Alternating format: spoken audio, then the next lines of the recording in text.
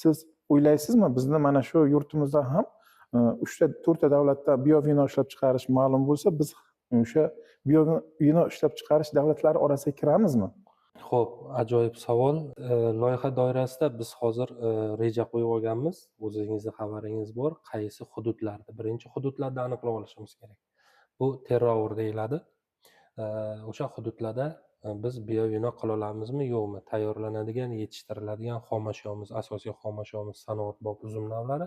Ularni tuprog'ini, uzum navlarini o'zini, ob-havosini, suvini, hatto beriladigan agrotexnikalar tadbirlarini ham to'liq tahlil qilgan holatda biz qila olamiz yoki qila olmaymiz degan savolga javob topa olamiz.